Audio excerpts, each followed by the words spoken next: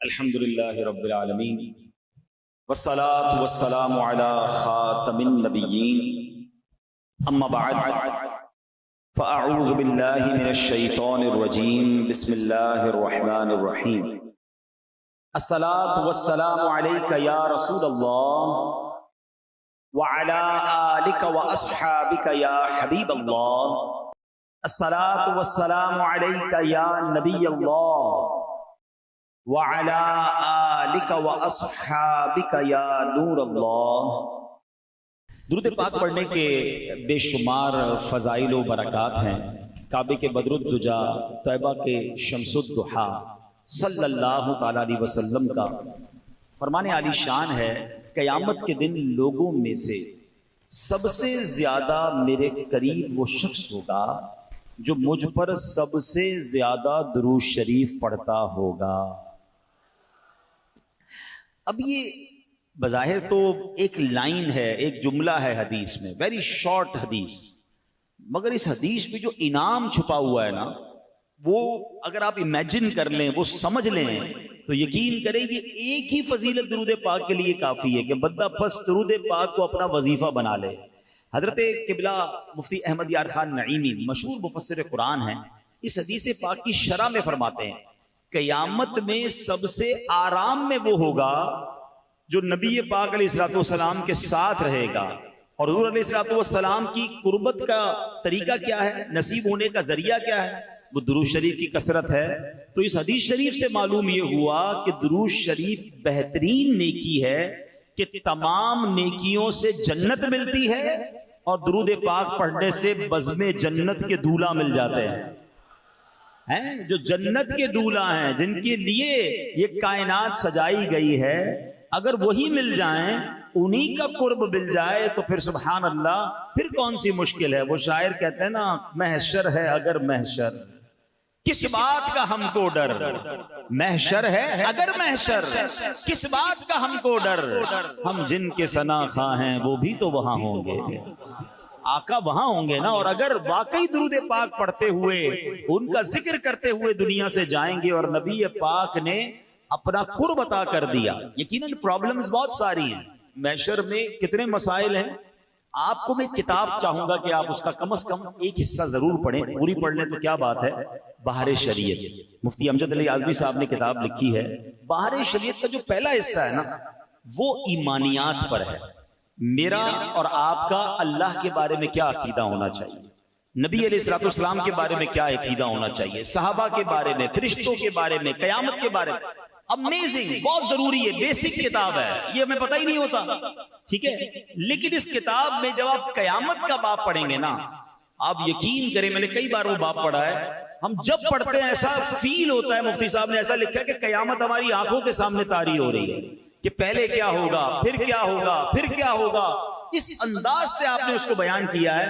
और वहां आपने एक जुमला लिखा कि कोई एक मुश्किल हो तो बयान की जाए, कोई एक मुसीबत हो तो बयान की जाए, एक के बाद एक डिफिकल्टी है। यानी कयामत की एक ही मुश्किल काफी है ना, कि सूरज एक मील पर है, जमीन तांबे की है और साया भी कोई नहीं है, और कयामत का दिन 50,000 साल का दिन है। फरमाया हदीसों में कि बंदा इस कदर प्यासा होगा कि अल आतश, हाय प्यास की सदाएं बुलंद हो रही होंगी, लोग अपनी पसीने में डुबकियां खा रहे होंगे। फरमाया ये एक ही मुश्किल काफी थी, यही इतनी खतरनाक है। मगर फरमाया सिर्फ ये नहीं है, इस गर्मी के आलम में हिसाब भी होगा, सवाल जवाब भी होंगे, नामा अमाल भी खोला जाएगा, पुल सिरात से भी गुजारा जाएगा। आप इमेजिन तो करें कितनी मुश्किलें हैं, अल्लाह अकबर। मगर इतनी सारी मुश्किलों को जब आप देखते हैं और फिर जब एक ज़ाते पाक की तरफ तवज्जो जाती है, तो पता चलता है कि हर मुश्किल का अगर कोई सॉल्यूशन है तो जनाब रसूलुल्लाह सल्लल्लाहु अलैहि वसल्लम के पास है। आला हज़रत लिखते हैं ना, सुनते हैं कि महशर में सिर्फ उनकी रसाई है, सुनते हैं कि महशर में सिर्फ उनकी रसाई है, गर उनकी रसाई है लो जब तो बनाई है, आका की रसाई है। और अगर कोई उम्मती आका के करीब हो गया, प्यास बहुत सारी लगनी है, बिल्कुल बात ठीक है, मगर उस दिन साकी कौसर कौन होंगे? जामे कौसर पिलाने वाला तो आका ही होंगे ना। अगर कोई शख्स नबी पाक के करीब हो जाएगा तो हमें भी जामे कौसर मिल जाएगा, और वो जामे कौसर है जिसके बारे में हदीस पाक के अल्फाज कुछ इस तरह हैं, शरबतन हनीअतम मरीआ ला नग़्मउ बअदहु अबदा। फरमाया ऐसा शरबत है, ऐसा प्यारा पानी है जो एक बार पी ले उसे कभी प्यास ही नहीं लगनी है। आला हज़रत लिखते हैं ना कि ठंडा ठंडा मीठा मीठा, ठंडा ठंडा और मीठा मीठा, पीते हम हैं पिलाते ये हैं सल्लल्लाहु। यानी आप देखिए जो भी मुश्किल है, अच्छा और क्या मुश्किल है? नामा अमाल खोले जाएंगे, ऐब खुल जाएंगे, इतने गुनाह हैं सबको पता चल जाएगा। जो पर्दा ढका हुआ है वो पर्दा खुलने का अंदेशा है। मगर मेरे रजा कहते हैं कि अपने करम से हम हल्कों का, अपने करम से हम हल्कों का पल्ला भारी बनाते ये है मिलकर सल्लल्लाहु। और रंगे बेरंगों का पर्दा, रंगे बेरंगों का पर्दा, दामन ढक कर छुपाते ये है सल्लल्लाहु अलैहि वसल्लम। एक और मुश्किल भी तो है, पुल सिरात से गुजरना है, लोग कट कट कर जहन्नम में गिर रहे होंगे, घबराहट का आलम होगा, चीखो पुकार का आलम होगा। ये ब्रिज, ये पुल तलवार से ज्यादा तेज, बाल से ज्यादा बारीक, मगर मेरे आका का अंदाज क्या होगा कि उसी पुल के किनारे मेरे आका सजदे में जाकर अल्लाह की बारगाह में क्या सदाएं लगा रहे होंगे, रब्बे सल्लिम उम्मती, ए अल्लाह मेरी उम्मत को सलामती से गुजार दे, रब्बे सल्लिम उम्मती। मेरे रजा कहते हैं सल्लिम सल्लिम सल्ली ढारस से, सल्लिम सल्लिम सल्ली ढारस से, पुल से पार लगाते ये है सल्लल्लाहु अलैहि वसल्लम। तो सीखने को क्या मिला कि दुरूद पाक एक ऐसा वजीफा है जो कयामत के दिन की मुश्किलों में काम आने वाला है। अच्छा मजे की बात, एक और बात बताऊं, दुरूद पाक सिर्फ कयामत को काम आने वाला वजीफा नहीं है, यानी वो तो इंशाल्लाह मिलेगा ही। इधर दुरूद पाक पढ़ो, इधर भी टेंशनें दूर होना शुरू हो जाएंगी, इधर भी कारोबार अच्छा होना शुरू हो जाएगा, इधर भी प्रॉब्लम हल होना शुरू हो जाएंगी, इधर भी खुशियां आना शुरू हो जाएंगी। मैं नहीं कह रहा, मेरे आका अलैहिस्सलाम फरमाते जिसका मजमून है कि जिसको मुसीबतों ने परेशानियों ने घेरा हो उसे चाहिए कि कसरत से दुरूद पढ़े, दुरूद पाक परेशानियों और मुसीबतों को ले जा। तो दुरूद पाक को अपना विर्द बना लें। अब आज से रोजाना कम से कम हो सके तो 1200 बार दुरूद पाक पढ़ें, 313 बार तो कम से कम पढ़ें, ताकि कसरत से दुरूद पाक पढ़ने वालों में शामिल हो जाएं। आइए मिलकर मोहब्बत के साथ बावाज़े बुलंद दुरूद पाक पढ़ लें। सल्लू अलल हबीब सल्लल्लाहु तआला अला मुहम्मद सल्लल्लाहु अलैहि वसल्लम। आज जिस मौजू पर मैंने चंद मदनी फूल पेश करने हैं, ये हमारे माशरे में बहुत तेजी से प्रॉब्लम बढ़ती जा रही है, बहुत तेजी से ये इशू जो है वो बढ़ता जा रहा है, और उसकी वजह से मुसलमानों के दिल एक दूसरे से दूर हो रहे हैं, गलत फहमियां जन्म ले रही हैं। यानी यूं समझिए कि खानदानों में, दोस्तों में, रिश्तेदारों में एतमाद कम होता जा रहा है। वो मामला क्या है मैं अर्ज करता हूँ। पहले मैं आपको एक वाकया सुना। हजरत अबू बकर सिद्दीक रदी अल्लाह तआला अन्हु का दौर था, और हजरत उमर फारूक रदी अल्लाह तआला अन्हु एक जगह से तशरीफ ले जा रहे थे, तो रास्ते में उन्होंने देखा कि हजरत उस्मान गनी रदी अल्लाह तआला कहीं बैठे हैं, और आप रदी अल्लाह तआला किसी सोच में गुम थे। कभी कभी ऐसा होता है ना कि आप और मैं ऐसी किसी सोच में होते हैं कि सामने से कोई गुजर जाए फिर भी पता नहीं चलता।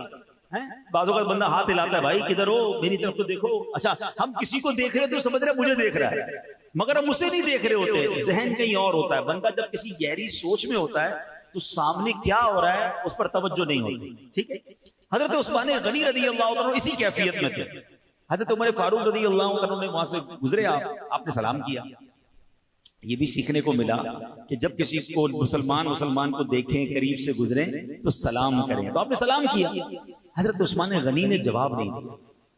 अच्छा, हजरत उमर फारूक को बड़ा अजीब सा लगा कि उस्मान गनी रज़ी अल्लाह तआला ने जवाब नहीं दिया मुझे।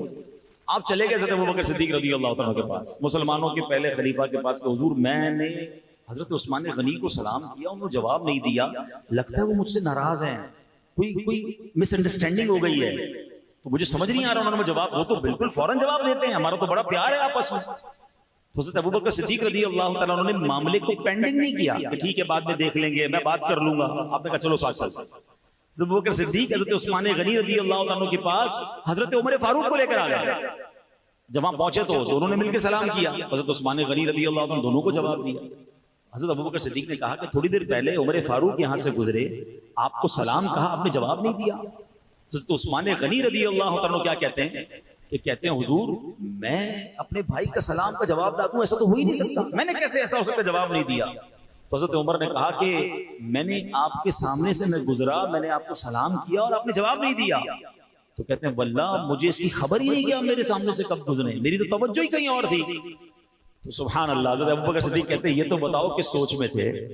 अगर वाकई किसी ऐसी गहरी सोच में थे कि उमर फारूक का गुजरना भी तुम्हें ना समझ आया, हमें तो बताइए आप क्या सोच रहे थे। अल्लाह अकबर है। हमारे यहाँ कोई किसी सोच में गुम भी होता है ना, तो सोच होती है कि कारोबार का क्या होगा, तो नौकरी का क्या होगा, दुनिया की प्रॉब्लम्स, या बाज़ औक़ात बदकिस्मती से कोई किसी गलत काम, गुनाहों वाले काम की तवज्जो में गुम हो जाता है। मगर जब कोई आशिक रसूल होता है, उसकी यादों में भी नबी पाक अलैहिस्सलाम ही बसते हैं, उसकी यादें भी होती हैं तो आखिरत की होती हैं, उसकी यादें भी होती हैं तो जनाब किसी नेकी के काम के करने की आदत होती है। वैसे कभी सोचे इस बात पर कि मुझे और आपको कभी ऐसा ख्याल आया और उस ख्याल में हम इतने गुम हो गए हों कि मेरा मरने के बाद क्या होगा, मेरी आखिरत कैसी होगी, मेरा जन्नत में दाखिला कैसे होगा, या कभी जनाब इस ख्याल से मुझे और आपको नींद ना आई हो।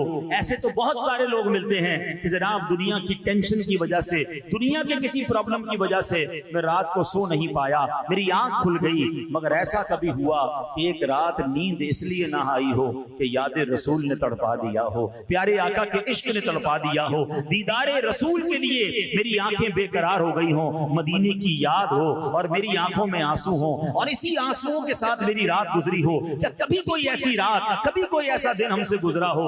अल्लाह अकबर। ये शेर कितना प्यारा है नात का, काश मैं और आप इसके मिस्ताक बन जाएं कि दिल में हो याद तेरी गोशे तन्हाई हो, दिल में हो याद तेरी गोशे तन्हाई हो, फिर तो खलवत में अजब अंजुमन आराई हो। अल्लाह करे हमारी तखलिये भी, हमारी खलवतें भी कभी ऐसी हो, इस तरह की महफिल हो, कोई नात नात पढ़े और इश्क़ रसूल वाली नात पढ़ दे तो कभी कभी हमारी आंखों से भी आंसू बह जाते हैं, कभी हम भी मदीने की याद में तड़प जाते हैं। यकीनन ये बड़ी अच्छी बात है। मगर सच बताऊं असल मजा क्या है कि मैं हूं अकेला और मेरा कमरा हो, मुझे कोई देख ना रहा हो और मेरी आंखों से आंसू मदीने की याद में बह रहे हो, मेरी आंखों से आंसू नबी पाक की याद में बह रहे हो। मैं वो रात तड़प कर गुजारूं कि या रसूल अल्लाह मैं भी आपका उम्मती हूं, मुझे भी आपका दीदार नसीब हो जाए। कभी कोई रात ऐसी गुजरे कि अपने गुनाह याद आए और मैं जा नमाज बिछाऊं और सजदे में जाकर अपने रब की बारगाह में आंसू बहाऊं। यकीन करें ये अकेले में आंसू बहाना, इसका लुत्फ ही और है, इसकी चाशनी ही और है। तो बहरहाल मेरे प्यारे इस्लामी भाइयों, हजरत अबू बकर सिद्दीक पूछते हैं सैयदना उस्मान गनी से, ऐ उस्मान गनी जरा ये तो बताइए आप किस सोच में थे? आप पता है उस्मान गनी रज़ी अल्लाह तआला क्या बताते हैं? आप फरमाते हैं कि मैं एक ऐसी गहरी सोच में डूबा हुआ था कि मैंने नबी पाक अलैहिस्सलाम से आपकी हयात तैयबा में एक सवाल पूछना था, मैं वो सवाल पूछ नहीं पाया, काश मैं वो सवाल आपसे पूछ लेते। हज़रत अबू बकर सिद्दीक रज़ी अल्लाह तआला ने फरमाया वो सवाल क्या था? ऐ उस्मान हमें तो बताओ वो सवाल क्या था? तो हज़रत उस्मान गनी कहते हैं कि मैंने सवाल ये पूछना था कि क़यामत के दिन नजात का दारो मदार किस बात पर है? कौन सी चीज होगी कि जिसकी वजह से कयामत के दिन नजात मिल जाएगी, बंदा बख्शा जाएगा। हजरत अबू बकर सिद्दीक रज़ी अल्लाह तआला ने पता क्या जवाब दिया? आपने फरमाया, ए उस्मान, मैंने अपने आका से ये सवाल पूछ लिया। आप तो नहीं पूछ सके ना, मैंने पूछ लिया है। अब रिवायत के अल्फाज हैं कि हजरत उस्मान गनी खुशी से खड़े हो गए, इतना खुश हुए क्योंकि उनको ये पता था कि इन्होंने सवाल पूछा, इनके पास जवाब भी होगा। जो सवाल मैं नहीं पूछ सका, इन्होंने पूछ लिया और जवाब भी होगा। अल्लाह अकबर। कहते हैं, या ए अबू बकर, मेरे माँ बाप आप पर कुर्बान। अच्छा देखिए कितनी आखिरत की फिक्र थी, कितना इल्म दीन का शौक था, कोई और दुनियावी मकसद नहीं है कि इनके पास इस सवाल का जवाब है। खुशी से झूम उठे, कहते हैं, अबू बकर, मेरे माँ बाप आप पर कुर्बान, आप ही हमसे इस मामले में आगे बढ़ने में हकदार थे। क्या कमाल आपने कर दिया है। अब मेहरबानी करें, जल्दी से जवाब बताइए कि हमारे आका मदीने वाले मुस्तफा सल्लल्लाहु अलैहि वसल्लम ने क्या जवाब इरशाद फरमाया। अच्छा, ये वो लोग हैं जो पहले ही बख्शे हुए हैं, ये वो लोग हैं जो पहले ही जन्नती हैं, जिन्होंने नबी पाक से जन्नत की बशारतें सुन ली हैं, मगर फिर भी इनको पता करना है कि कयामत के दिन कैसे बख्शे जाएंगे, नजात कैसे होगी। अब तक तो सवाल सुना है कि हम में से किसी के दिल की कैफियत ऐसी बनी कि यार जल्दी से मुझे भी जवाब पता चल जाए, मैं भी उस पर अमल कर लूं और कयामत के दिन मैं भी बख्शा जाऊं। सुनो, अब हज़रत अबू बकर सिद्दीक कहते हैं, मैंने नबी पाक से पूछा, मा नजातु हाज़ल अम्र, यानी कयामत के दिन नजात का दारो मदार किस बात पर है। सरकार दो आलम सल्लल्लाहु अलैहि वसल्लम ने फरमाया, मन क़बिला मिन्निल कलिमता फहिया लहू नजातुन। फरमाया, यानी वो कलमा जिसकी मैं दावत देता हूँ, यानी कलमा तैयबा, जिसने दिल से वो कलमा कबूल कर लिया, उसके लिए नजात है। आए हाय सुभान अल्लाह। हजरत उस्मान गनी को तो जवाब मिल गया, इनके सदके हम गुलामों को भी जवाब मिल गया, हम गुनाहगारों को भी जवाब मिल गया। तो है मेरे प्यारे इस्लामी भाइयों, अब इस वाक़े से दो तीन बातें बड़ी अहम सीखने को मिल रही हैं। पहली बात कि रोज़े क़यामत नजात का दारो मदार ईमान पर है। कोई चाहे कितने मर्जी अच्छे काम कर ले, अब जरा गौर से सुनिएगा, अकलमंद होंगे तो मेरी बात जल्दी पिक कर लोगे। कोई चाहे कितने ही बड़े अच्छे अच्छे काम कर ले, पूरी दुनिया में यतीम खाने खोल दे, दुनिया भर के गरीबों में करोड़ों अरबों रुपए तकसीम कर दे, हर बेघर को घर बना दे, हर भूखे को खाना खिला दे, जितने चाहे भलाई के काम करता रहे, अगर उसके दिल में ईमान नहीं तो उसकी ये सारी भलाइयां बेकार है। अल्लाह के हुजूर कुछ भी कबूल नहीं होगा, क्योंकि दारो मदार क्या है, वो ईमान है। ईमान नहीं तो कुछ भी नहीं। हाँ, किसी के पास ईमान है और उसकी छोटी से छोटी नेकी, बड़ी से बड़ी नेकी इंशाअल्लाह कबूल भी होगी और जन्नत में जाने का जरिया भी बन जाएगी। अल्लाह पाक खुद कुरान पाक में इरशाद फरमाता है, इन्नल्लाह ला यगफिरु अन युश्रका बिही व यगफिरु मा दून ज़ालिका लिमन यशा। फरमाया, बेशक अल्लाह इस बात को नहीं बख्शता कि उसके साथ शिर्क किया जाए और उससे नीचे जो कुछ है जिसे चाहता है मुआफ फरमा देता है।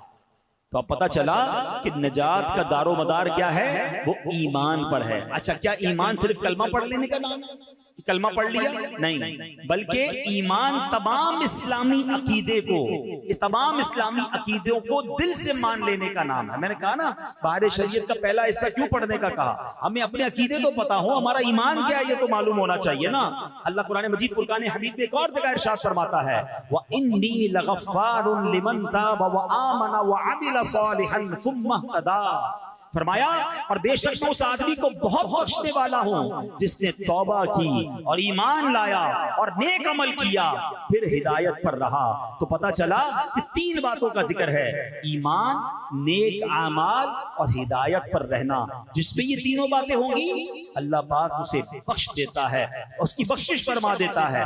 अब हिदायत पर रहने का क्या मतलब है, कैसे हिदायत पर रहे? हज़रत सईद बिन जुबैर रहमतुल्लाहि तआला अलैह इसकी तफसीर में फरमाते हैं, इस्तिकामा लिफिरक़ति सुन्नति वल जमाआ, यानी जो ईमान लाए, नेक अमाल करे, फिर उसके साथ साथ अहले सुन्नत वल जमात के अकायद यानी आशिकाने रसूल वाले अकीदों पर साबित कदम रहे, उसकी बख्शिश हो जाती है। तो अब इंशाअल्लाह हमें ये बातें समझनी हैं कि ईमान की अहमियत क्या है, अकीदे की अहमियत क्या है। अब यहां पर एक और बात भी याद रखिए, हम इस वक्त अल्हम्दुलिल्लाह अल्लाह का शुक्र अदा करते हैं मुसलमान हैं, ठीक है, लेकिन ईमान संभाल कर, ईमान बचाकर कब्र में जाना, ये भी बात याद रखिए।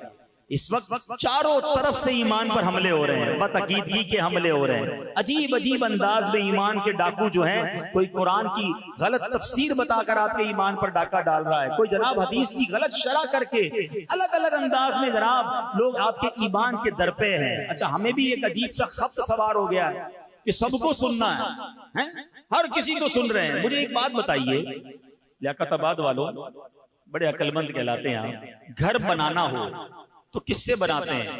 बिल्डिंग बनाने वाले बिल्डर से बनाते हैं या मोची से बनाते हैं?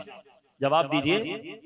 बिल्डर से बनाते हैं। अच्छा, इलाज करवाना हो तो इलाज डॉक्टर से करवाते हैं या गोश्त काटने वाले कसाई से करवाते हैं? डॉक्टर से करवाते हैं। क्यों भाई? अच्छा जनाब, अब आपने जनाब कपड़े सिलवाने हो, आप कहें यार मेरा मोची जूते भी बड़े अच्छे सीता है, कपड़े भी उसी से सिलवा लूं, तो दर्जी से कपड़े सिलवाते हैं या मोची से सिलवाते हैं? दर्जी से सिलवाते हैं। यानी आपको इतनी समझ आती है कि जो जिस काम का एक्सपर्ट हो उससे वो काम करना है। तो फिर दीन किससे सीखना चाहिए? आलिम दीन से, मुफ्ती से, या जो बंदा जैसे भी दीन सिखाए उससे सीख लेना चाहिए। जो टीवी पर आ जाए, जो सोशल मीडिया पर आ जाए, जो भी किसी भी अंदाज से हमें सिखाए, हम उससे सीखना शुरू कर दें।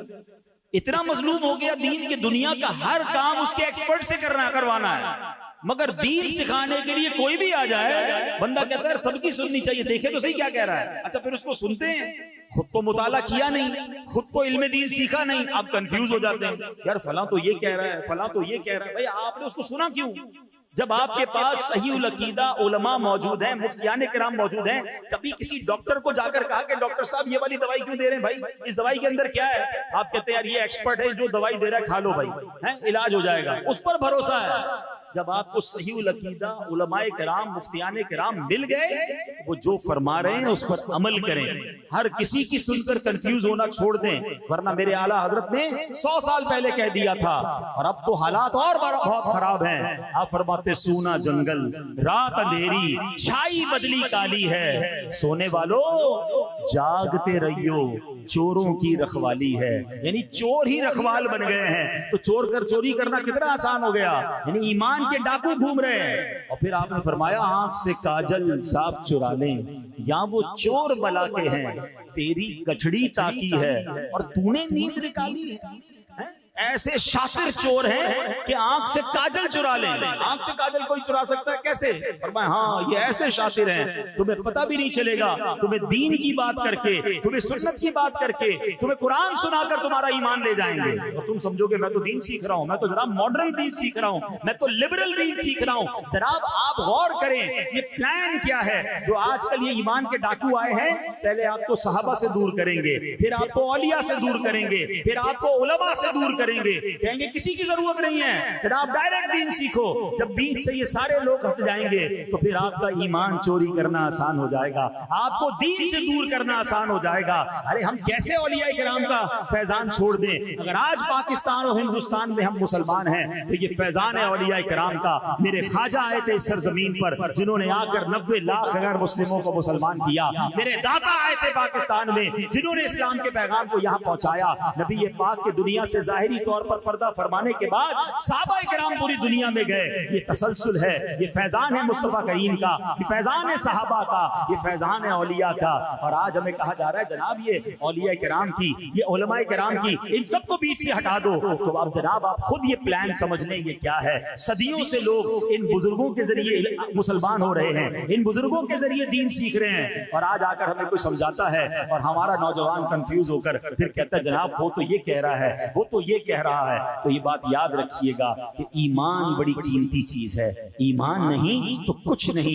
ईमान संभाल कर, ईमान सलामत लेकर मुझे और आपको कब्र में जाना है तो अच्छी सोहबतें रखिए, आशिकान रसूल की सोहबतें रखिए, अहले इल्म की सोहबतें रखिए, ताकि ईमान भी महफूज रहे और अकीदा भी महफूज रहे। और इस मुबारक वाक़े से एक और बात बड़ी प्यारी सीखने को मिल रही है कि हज़रत अबू बकर सिद्दीक रज़ी अल्लाह तआला अन्हु ने गलत फहमी को बाकी नहीं रहने दिया। मिसअंडरस्टैंडिंग को फौरन खत्म किया। इसको लिंगर ऑन भी किया जा सकता था, बाद में देख लेंगे। हज़रत उमर फारूक के दिल में हो सकता है कुछ बात रह जाती कि पता नहीं क्यों सलाम नहीं किया। राइट अवे पहुंचे, फौरन बात की कि हमने आपको सलाम किया, आपने जवाब नहीं दिया। उन्होंने कहा मैं तो देख ही नहीं पाया, मैं किसी और सोच में था, मिसअंडरस्टैंडिंग खत्म हो गई ना।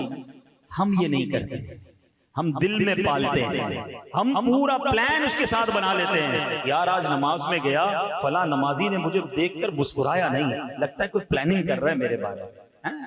फला जो है मुझसे हाथ नहीं मिलाया, 3 लोगों से हाथ मिलाया, मुझसे हाथ नहीं मिलाया, लगता है इसका कोई इरादा मेरे बारे में ठीक नहीं है। अरे भाई उसकी सोच क्या थी? अरे आज मुस्कुराया नहीं, हो सकता है उसकी तबीयत खराब हो सकता है वो किसी और टेंशन में हो। मुझे सच बताइए, क्या आपकी जिंदगी में कोई ऐसा मौका नहीं आता जब आप किसी टेंशन में होते हैं, आपका जी भी नहीं चाहता किसी से बात करने को, आपका जी भी नहीं चाहता किसी से मुलाकात करने को? अब मिसाल देता हूँ, थोड़ी देर की चले, आज की ताजा मिसाल देता हूँ। मैं गाड़ी से उतरा, अब जब मैं गाड़ी से उतरा तो हमारे यहाँ प्रॉब्लम ये होता है, जब आपकी गाड़ी में एसी चल रहा हो और आप गाड़ी से बाहर निकलते हैं तो आपके ग्लासेस जो है ना वो बिल्कुल नजर कुछ भी नहीं आता। फौरन आप जब गाड़ी से बाहर निकलेंगे तो आपके ग्लासेस पूरे क्या कहते हैं, फॉग आ जाती है, नजर नहीं आता। तो हमें फौरी उतरने के बाद ग्लासेस उतार कर उसको साफ करने पड़ते हैं। बाहर उतरते ही मैं ग्लासेस साफ करने लगा तो 4-5 लोगों ने हाथ के लिए फौरन हाथ बढ़ा दिया, मुझे तो वो नजर ही नहीं आ रहे थे। मैंने अपनी ग्लासेस साफ किए, ग्लासेस पहने तो लोगों ने हटाना शुरू कर दिया। अब मैं जब आगे आया ना तो मैंने कहा हो सकता है किसी के दिल में ख्याल आया, यार मौलाना साहब तो बड़े आदमी है, मगरूर है, हाथ बढ़ाया तो हाथ भी नहीं मिलाया। अच्छा हो सकता है उसी की किसी ने वीडियो बना दी, बना लेते ना लोग वीडियो कि देखें हमें कहते सलाम आम करो, हमने तो हाथ बढ़ाया तो हाथ ही नहीं मिलाया, फौरन बदगुमान प्लान। यानी मुझे एक बात समझ नहीं आती कि हमारी सुई नेगेटिव से क्यों शुरू होती है?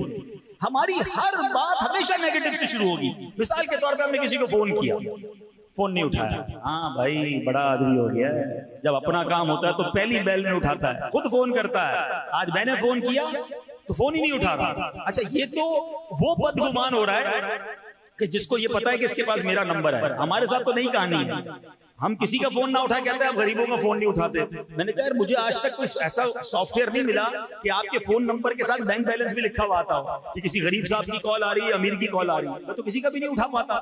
तो क्यों बदगुमान हो जाते हैं हम एक दूसरे के बारे में? अब गौर करें ना, फोन नहीं उठाया बड़ा आदमी हो गया। अच्छा किसी को दावत में बुलाया, नहीं आया, हाँ भाई गरीबों की दावत में कहाँ आएंगे, अमीरों की दावत में जाते हैं। पहले उससे पूछो तो सही भाई क्यों नहीं आया, हो सकता है खुद बीमार हो, हैं?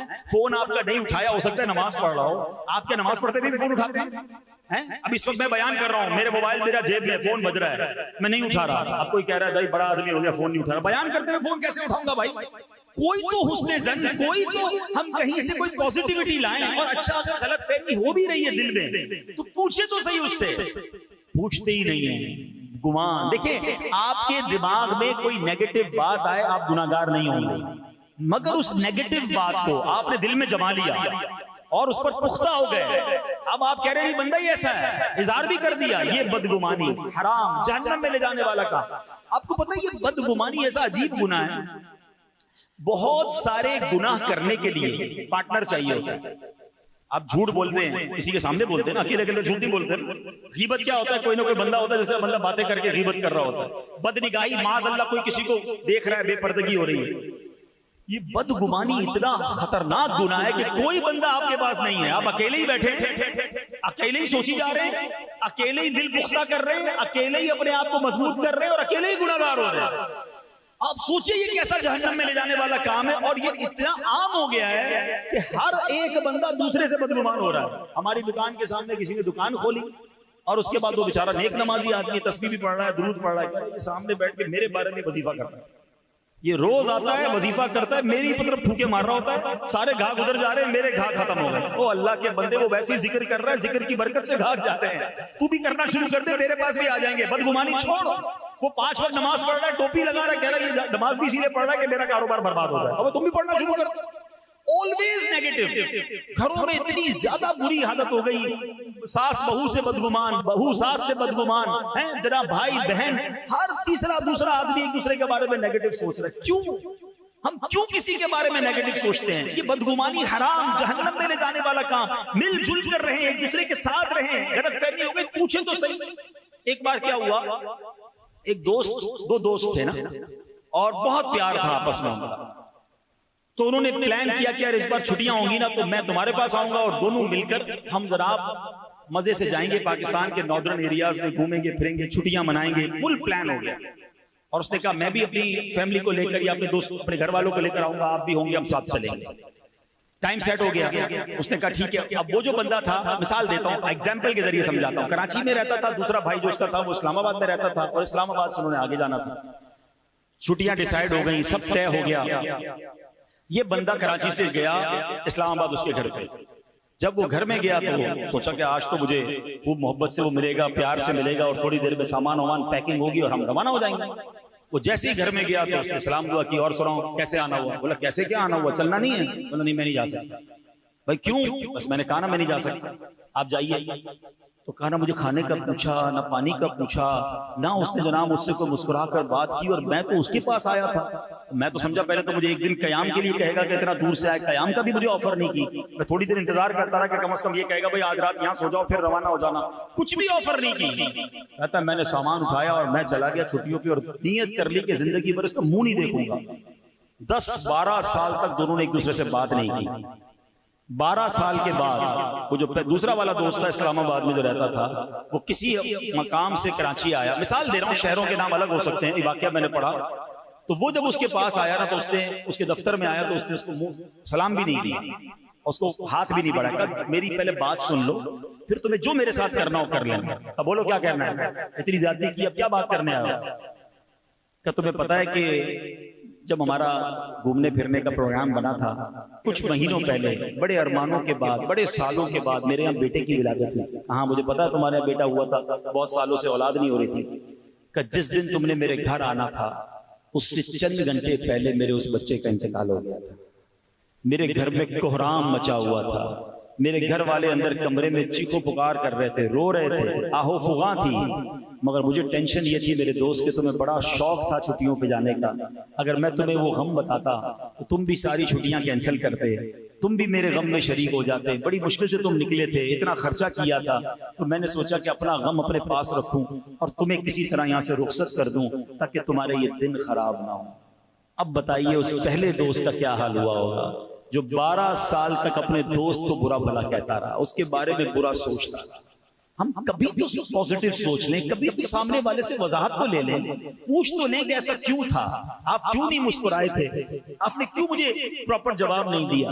नहीं मेरे प्यारे इस्लामी, खुदा के वास्ते ये ना इत्तेफाकियां खत्म करें, ये बदगुमानियां खत्म करें, पॉजिटिव सोचना शुरू कर दें, वरना ऐसा ना हो कि हम बदगुमानी करके, ये लड़ाई झगड़े करके हम एक दूसरे से दूर हो जाएं। पता है कुरान पाक हमारे बारे में, मुसलमानों से कुरान क्या चाहता है? कुरान इरशाद फरमाते हैं वला तनाज़उ फतफशलू वतज़हब रिहुकुम।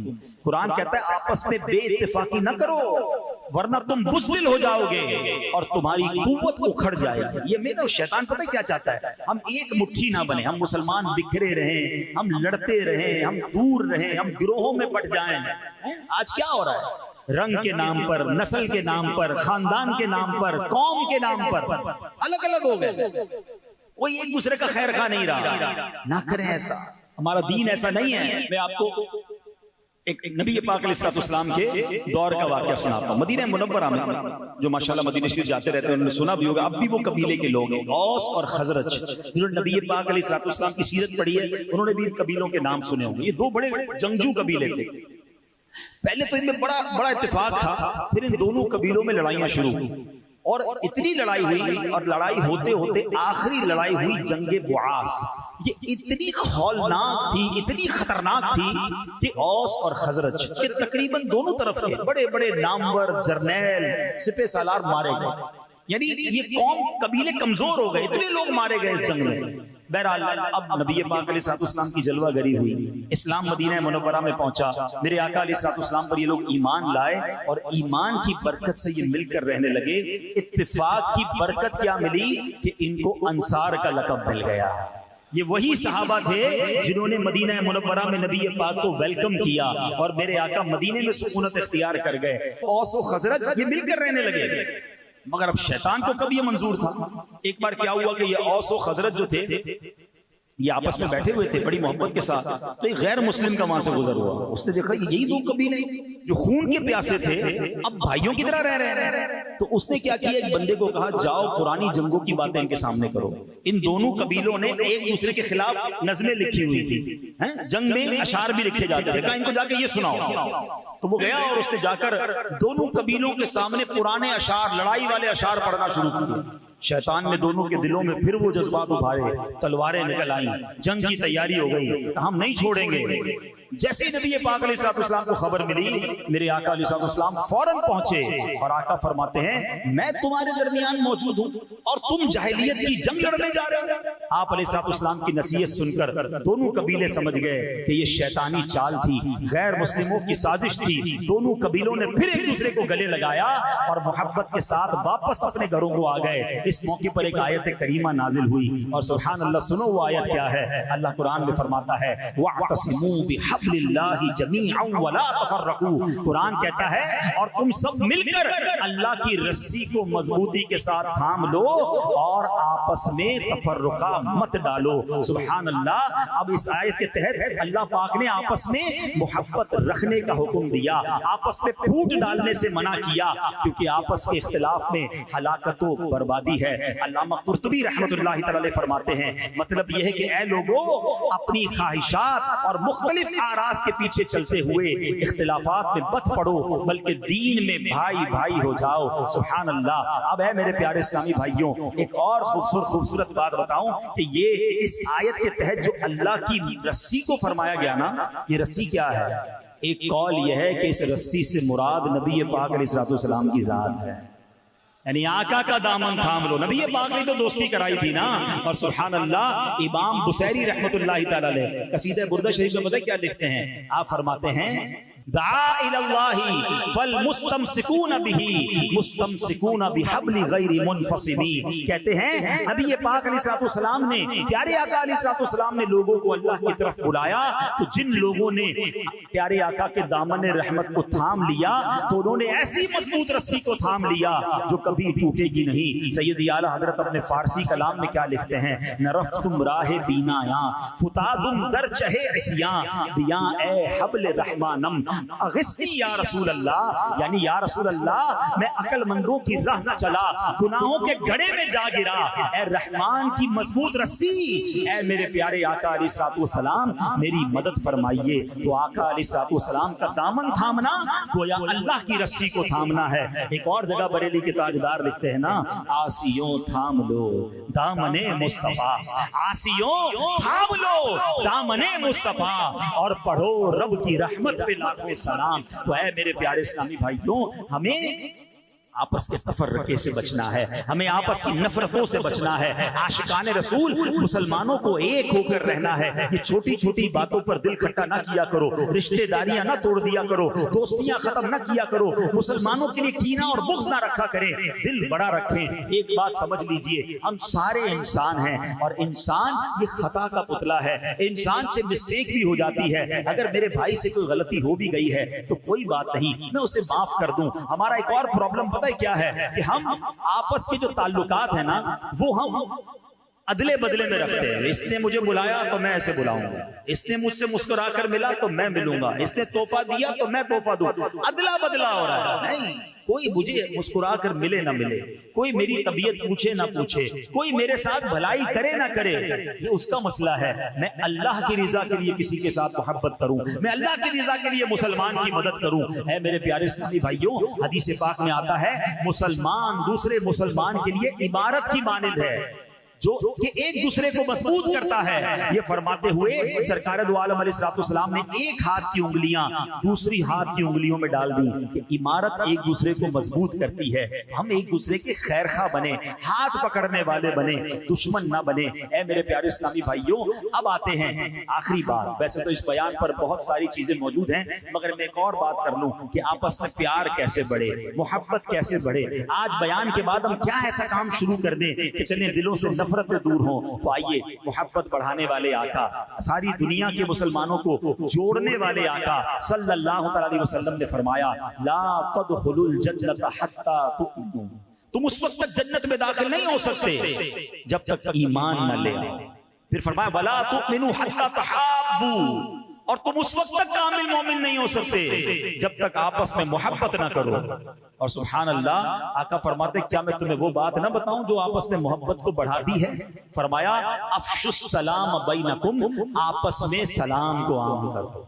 तो सलाम को आम करें, हैं, एक दूसरे को देखें, मिले, सलाम करें, जिसको जानते नहीं जानते सलाम करते हुए आगे बढ़े, तो इंशाअल्लाह ये मोहब्बतें बढ़ाएगी। इसी तरह मुसाफहा, हाथ मिलाना, ये भी मोहब्बत और उखुवत को बढ़ाने का तरीका है। सरकार दो आलम अलैहिस्सलाम फरमाते हैं एक दूसरे के साथ मुसाफहा करो, इससे कीना यानी दिल में छुपा हुआ जज्बा अदावत जो है वो जाता रहता है। तो ऐ मेरे प्यारे इस्लामी भाइयों, हमें मुसलमानों के लिए हमदर्दी होनी चाहिए। एक और जगह सरकार दो आलम अलैहिस्सलाम फरमाते हैं जो किसी गमज़दा शख्स से गम खारी करेगा, अल्लाह पाक उसे तकवा का लिबास पहनाएगा और रूहों के दरमियान उसकी रूह पर रहमत फरमाएगा। और जो किसी मुसीबत ज़दा से गम खारी करेगा, अल्लाह पाक उसे जन्नत के जोड़ों में से 2 ऐसे जोड़े अता करेगा जिनकी कीमत पूरी दुनिया भी नहीं हो सकती है। जन्नती जोड़े चाहिए तो गम खारी करें, दिलों में सुकून दाखिल करें, टेंशन न दें, हाँ, राहत दें। कुछ लोग होते हैं जो लोगों के लिए टेंशन बनते हैं, रोब जमाते हैं, धमकाते हैं, डराते हैं। ऐसा मत करना। मुसलमानों को राहत पहुंचाओ, तुम मुसलमानों को खुश करोगे, अल्लाह तुम्हें खुश कर देगा, अल्लाह तुम्हारी मुश्किल आसान कर देगा।